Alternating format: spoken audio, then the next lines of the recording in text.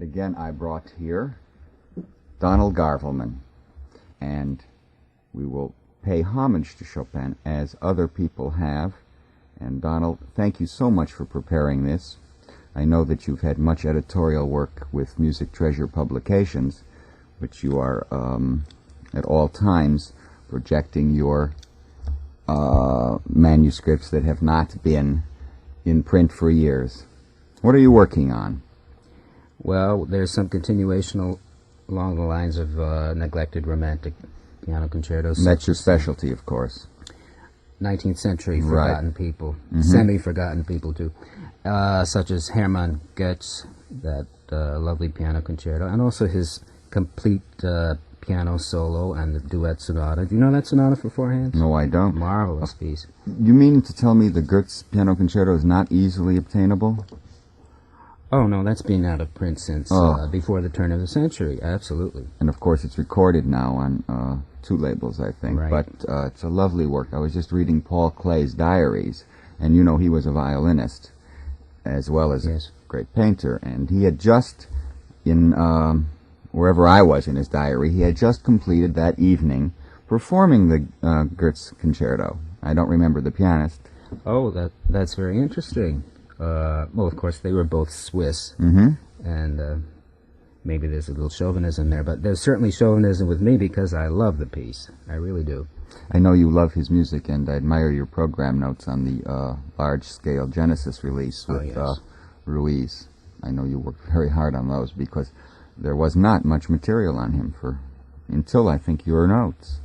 Well, there is a biography in German, but again, it's been out of print for decades. Anyway, that Goetz is coming up next with Music Treasures and Treasure Publications, and also the Diabelli variations by 50 composers. You know, that will be a thing. feat, and that will probably be a fairly expensive edition, knowing the lavish Scriabin edition and the Minute Waltz edition. Hopefully, yeah. There have been 2 or 3 recordings of these, all in the last 1 or 2 years, and it's really surprising because nobody has tackled these variations, and historically it's extremely important set, I think. Absolutely, it was during Vienna's great days, so to speak. But let me clarify for the audience what I'm talking about, because it's not just recordings. Music Treasure Publication actually is the sheet music, which can be purchased at Padelson, Schirmer's, other music stores, and I think that they are about the best editions being done today, with the wonderful prefaces that you put into them, and you've commissioned experts on whoever the music is to write about it. You have done the Henselt Concerto, and that certainly needed to be out again. Yes, and concertos by Moscheles, Shavenka, Letov, and so on. And solo works by Hertz, the Cinderella variations. Yes, and of course our mutual favorite, Scriabin. Now that is truly one of the great editions put out in the last years, where you have not only Scriabin's work, but preludes by his son, who was drowned, right, at the age of 11? Yes. And composed preludes which are astounding in their very advanced style, precocious genius. Right in his father's footsteps. Where do we, let's say we don't want to leave our homes, where do you get your edition? Is there an address? The address is 620 Fort Washington Avenue, New York, 10040, or your favorite music shop, certainly. Music Treasure Publications. Right. I wanted to get that in because I know that you've taken time out with these homage programs, and you have had certain things taped. And today, on our Ultimate Chopin program, we will hear what? Well, we're going to start with a transcription by the French composer Louis Brazin. In these homage programs, we've dealt with pieces that were named after Chopin or called homage to Chopin, and we've also heard some variations, but we haven't heard many transcriptions. And as you know, transcriptions were frequently written to show off the abilities of the performer. And I still believe that they are tributes, no matter what anyone does with Chopin or anybody else. Certainly. They are really paying tribute. I mean, even if we think they had messed it up terrifically or whatever. And, the work inspired something. That's it. Right. The original. Right. What will we hear first? Well, this is Louis Brazin's concert arrangement of the Mazurka in D major, Opus 33, number 2. That's that very fluent, famous one. Concert arrangement.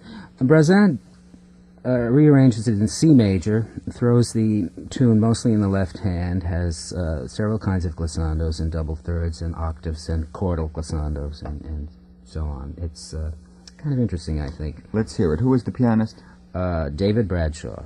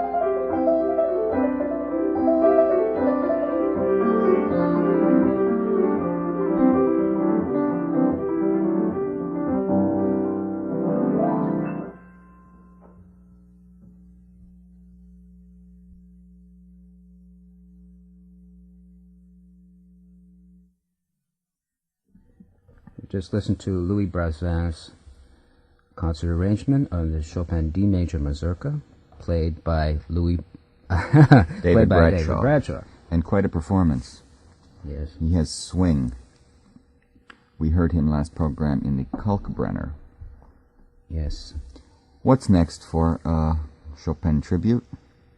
Well, I thought it'd be interesting to see how somebody 75 years later treated Chopin in transcription form. And this is the American composer Louis Gruenberg. He's probably best remembered for his opera, The Emperor Jones, which had a sensational run at the Metropolitan Opera House in 1933 with Lawrence Tibbett. And, of course, his violin concerto, which was commissioned by Heifetz. Mm-hmm. Now, Gruenberg's philosophy of music was that the true American music would incorporate jazz elements or American Indian elements. I think he abandoned this idea later. And he does have jazz elements in this piece we're about to hear next, this piano piece. And it dates from about 1929. And it's a very interesting period because many Middle European composers were dealing with jazz. They really were very, very much enamored of it. Krenek and Hindemith and Erwin Schulhoff, even Stravinsky, and I think they all did dreadful things. They really didn't have the feel for it. I mean, they were dealing with blues and charlestons and shimmies and foxtrots and tangos, yes. and they had none of the feeling of these dances. But they loved the idea. They did, and I think Kurt Weill did it pretty well, and some of the French composers, Darius Milhaud, for instance. It was difficult enough for our own American composers to handle that thorny material. Yes, yes. In any case, the Grünberg piece is based on Chopin's C-sharp minor waltz, and he calls it Jazz Mask. It's a series of 2 jazz masks, and we're going to hear it played by David Bradshaw.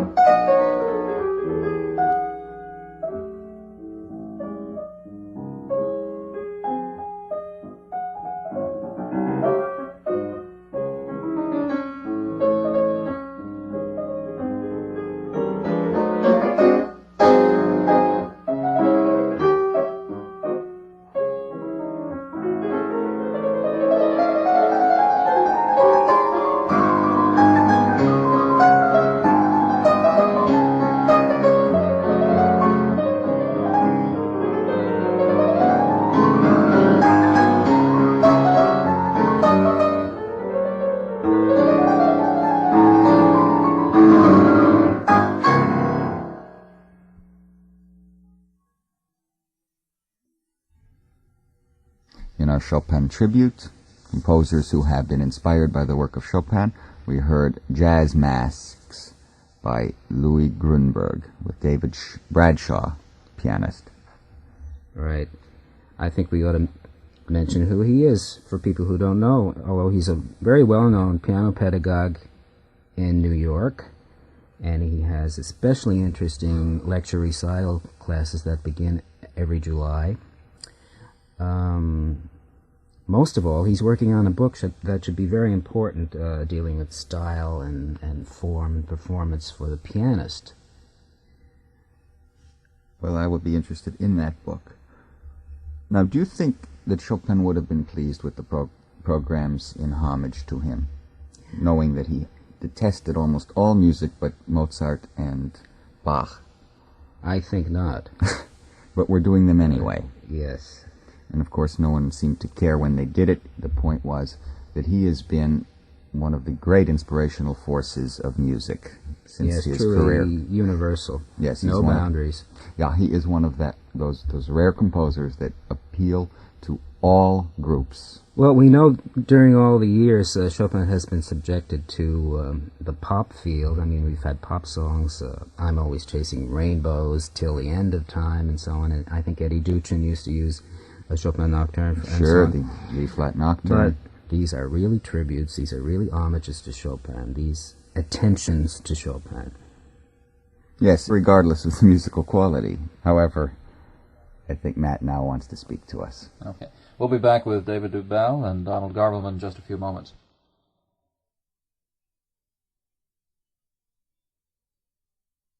Well, we've gone to a more conventional aspect of a Chopin tribute, but a very unusual piece. It's the only work for violin and piano by Franz Liszt. Yes, and it comes from an early period. He wrote it in between 1832 and 1835. However, it was never published until 1963. It was discovered, I mean, it had been known to exist for many years, certainly, but it was sort of retrieved by American pianist Eugene Liszt. Yes. From the manuscript in the Liszt Museum at Weimar. And you may ask, what does this have to do with Chopin? It's a four-movement violin sonata, or duo, if you want to call it that, based upon Chopin's Mazurka in C-sharp minor, Opus 6, number 2. And we have it in a performance by Alfredo Campoli, violin, with Valerie Tryon at the piano. All four movements deal with the same Mazurka. The only, as you say, the only violin and piano piece Liszt ever wrote.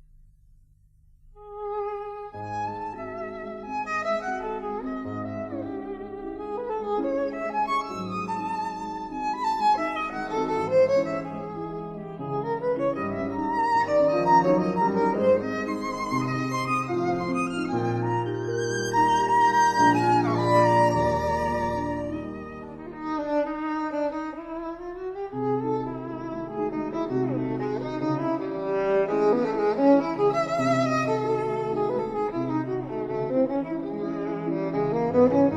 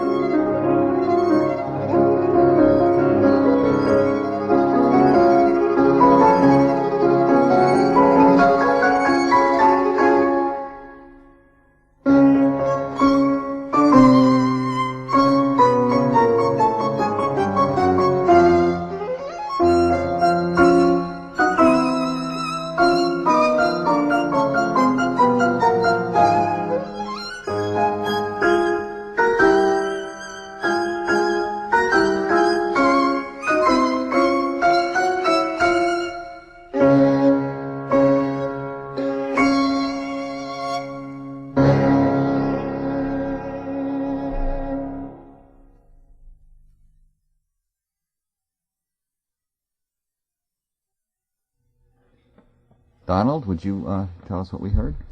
That was Franz Liszt's Duo Violin Sonata, written 1832 roughly, played by Campoli on the violin and Valery Tryon on piano. And based on, throughout the whole work, on Chopin's C-sharp minor Mazurka, Opus 6, number 2.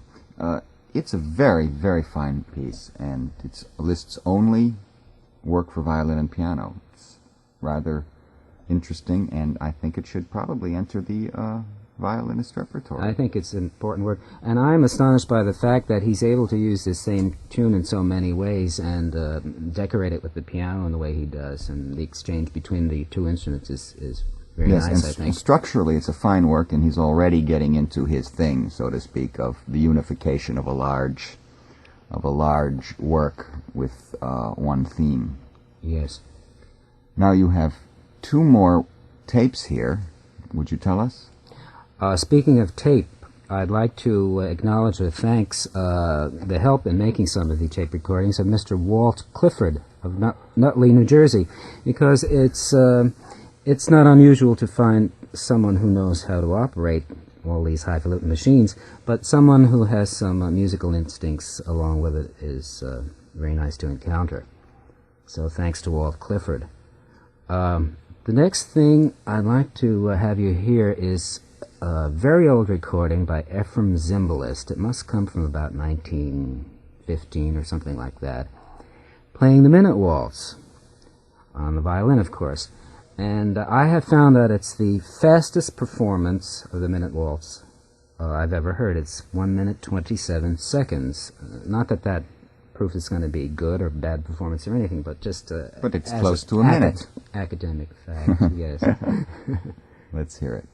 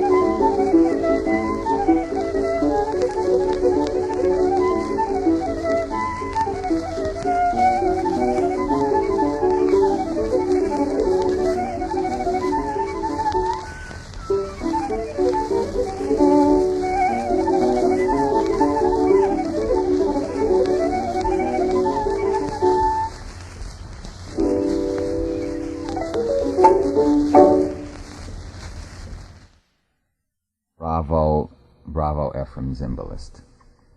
He hasn't made many recordings. Unfortunately not.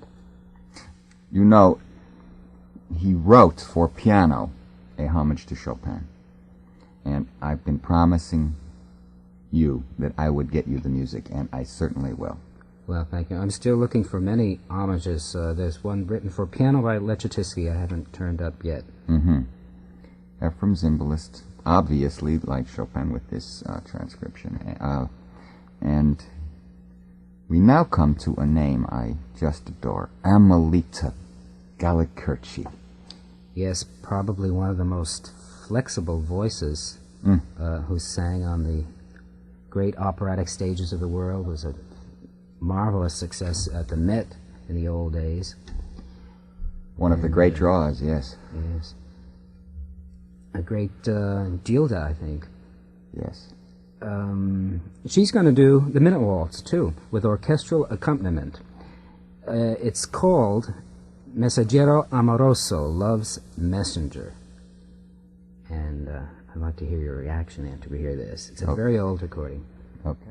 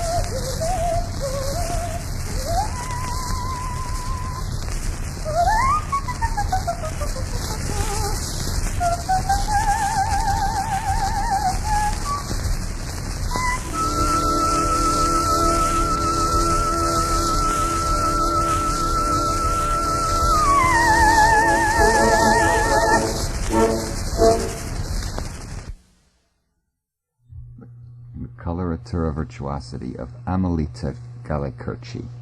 My reaction is, I'm happy. Good. Donald, thank you so much for your effort, your knowledge, and although Chopin himself might not thank you, I do. Well, it was a great pleasure, and there certainly is no broadcast station in the world other than NCN which would be able to do these sort of programs and for whom I would like to do it. So it's been a great deal of pleasure for me, and I thank you, David.